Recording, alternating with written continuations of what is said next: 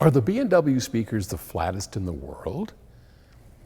That's a good question. And before we get started with it, this is our new warehouse space for Ohm's Law listeners. We're in a giant 15, 20 foot tall ceiling room with standing next here to two giant forklifts.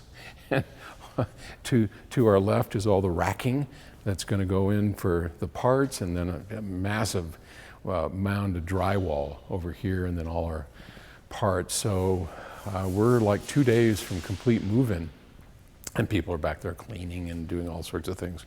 So anyway, and I'll show you around a little bit more as we go. So the B&W Nautilus speakers, okay, those are the ones that look like snails, like giant snails. And the question comes from Charlie in London, England. And Charlie says, have you ever listened to B&W Nautilus speakers? I haven't, but would obviously love to, because I was speaking to someone whose friend designed those speakers, and he said the biggest problem for speaker design is cabinet distortion, and most speakers are designed to work with a cabinet to minimize that, which is why the world's record for the flattest frequency response is for the Nautilus speakers. Is this true or advertising talk for Bowers and Wilkins? Well, I can tell you that if you've never seen a pair of B&W loudspeakers, or the Nautilus, that they are certainly something you would want to be able to reach over and pet and look at. They look like giant sea snails standing on end, and they have these, I don't know what they are actually, kind of like spikes going out the back. They cost, last time I looked at those, they were about $60,000 a pair, and a lot of people have them. I heard a story a while back from one of their designers. They have a lot of designers there. In fact, one of them works here now, Darren Meyer. And I don't think he actually worked directly. Oh no, he did. He did the amplification system for them, or the crossover. I don't remember. I have to get Darren to tell you the story. But some guy, now these are $60,000 loudspeakers, right? So some guy bought a pair of those, and the dealer came to hook them up, and he goes, oh, I don't want you to hook them up. I don't want any wires attached to them. I just think they look cool. And he put them in his entryway as pieces of sculpture. Now, they don't fit my taste. I think they look weird, but that's just me. I'm more of a conventional kind of guy.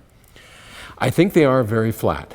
I can't answer directly if they hold the world's record for flatness, but they no doubt are pretty darn flat. And the reason I thought this question was interesting was not so much to answer the specific question, because to be honest, I don't know if anybody knows what the flattest speaker is, but do you want loudspeakers to be flat?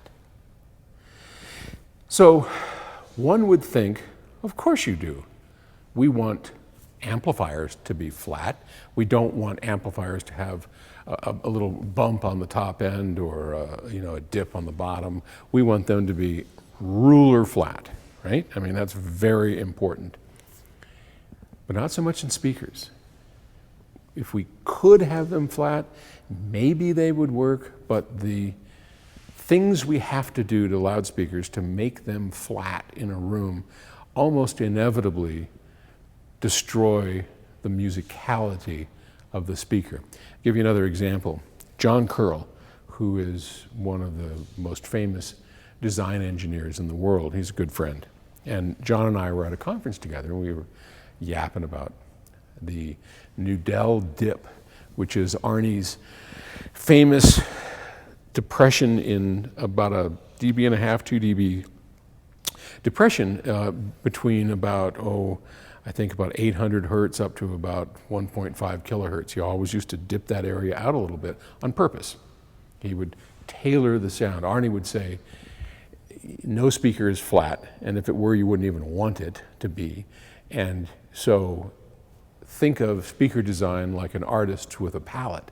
And as you might paint a picture in a impressionist's way, you can use your palette within specified areas. 2 to 3 dB is probably acceptable for most speakers.